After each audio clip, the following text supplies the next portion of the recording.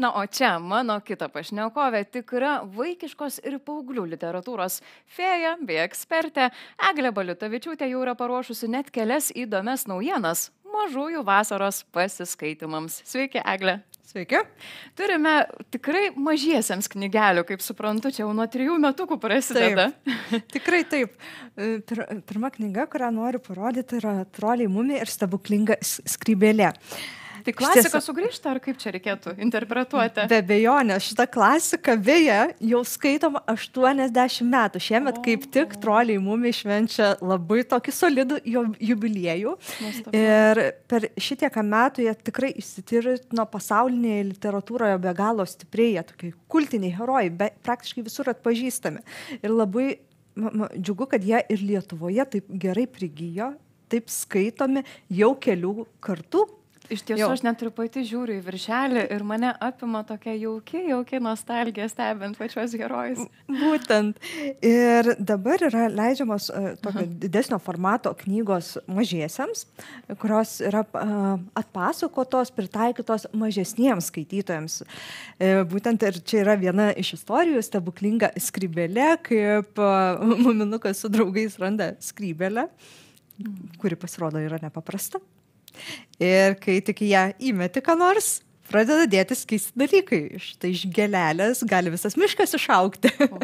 Kaip ir čia matome šiek tiek. Taip. Ir kągi daryti.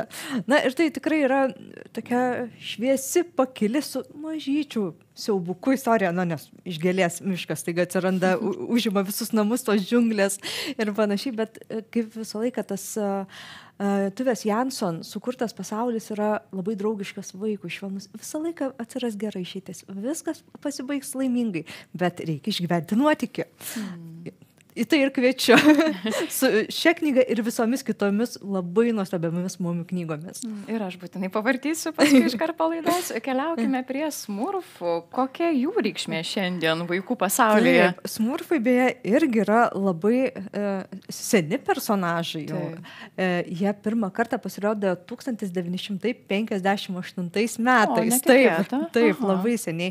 Juos sukūrė belgų toks komiksų kūrėjas Pejo, jis taip buvo pasivadinęs tokių slapyvardžių.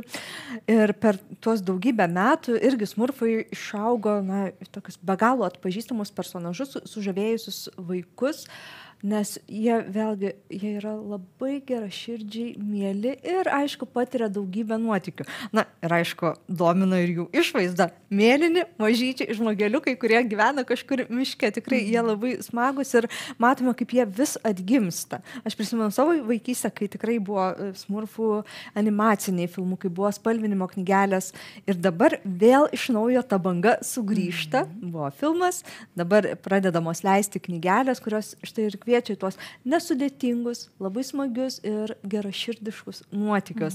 Tai čia irgi stebuklinga knyga, ten buvo stebuklinga skrybėlė, kai tenka gelbėti pasaulį nuo blogiečių. Stebuklai vis tiek, su jais daug smagiau gyventi. Be abejo. Ir tekstas tikrai labai paprastas, todėl tinka tiem patiem mažiausiam skaitytojam. Ir ar neklystu, kad ši knygelė paruošta būtent pagal naujausią filmą? Būtent taip. Taip, nuostabu. Kaip tik tai Liepos 18 dieną pradėjo rodyti, tai va dabar galima ir knygelę, ir filmą. Ir labai gerai vaikams parodyti ir vieną, ir kitą, leisti palyginti, pasikalbėti. Kaip aš sakau, niekada nepalikti vaikų su ekranu vieno. Bet taip, net jeigu jis pasižiūri vienas, po to pasikalbėti, palyginti. Tai tikrai labai naudinga vaikų ugdymui. Toliau kelkimės į Miegapelių nuotykius čia, suprantu, nes 2 knygelės. Taip, tiesą sakant, net 2 turiu. Pradėsiu nuo pirmosios, kuri skirta mažesniems vaikams. Ir Sabinės Bohelman, vokiečių autorės knyga apie Miegapelę yra jau serijinė, jų keletas yra. Mes lietuviškai dar nedaug turime, štai dabar jos tik ateina, bet tikrai Vokietijoje pamėgtas personažas, nes labai smagi ta mažoji Miegapelė yra. Ir šitas knygelis išsiskiria tuo, kad yra ne tik smagus veiksmas, maži nuotykiai, toks šeimos artumas ir grožis tokių mažyčių situacijų, bet ir autorė labai puikiai pamėto tikrų detalių iš gyvūnų gyvenimo.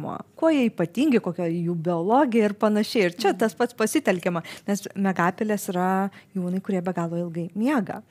Ir viskas būtų puiku, laikas miegoti. Visi suminga, o mažoji miegapelė ne. Niekaip jai nesueina miegas. Ir jai visi miško gyvūnėliai bando padėti miegoti, bet vos tik jai pradeda dalyti patarimus, jie patys užmiega, o jinai miego vis dar nenori.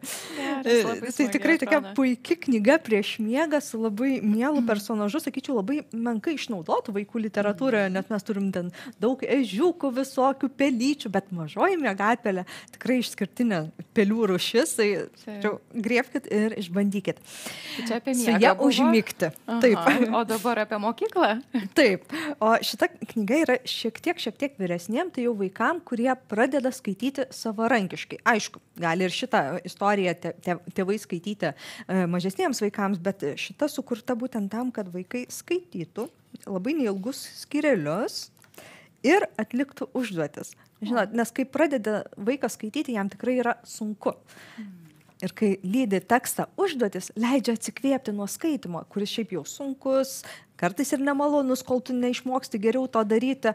Tai tikrai, aš visą laiką labai rekomenduoju šitą seriją skaitinių, nes yra ir daugiau jų išleista pagal Otfrido Preusslerio knygas, tokių adaptacijų, kuriuose irgi tas pats trumpas tekstas, užduotis. Tikrai vaikams labai tinkama, o šita istorija mane papirko žavumu ir gerumu, kaip galima padėti vaikams mokyklą patirti labai pozityviai.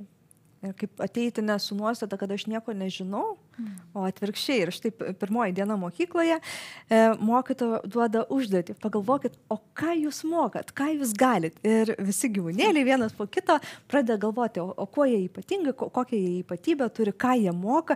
Ir tai paskatina juos visus išbandyti. Ten, pavyzdžiui, šikšnosparnis moka kabėti aukštyn, žemyn galvą. Visi pabando, ne visiems pavyksta. Voras moka pinti voratinklius.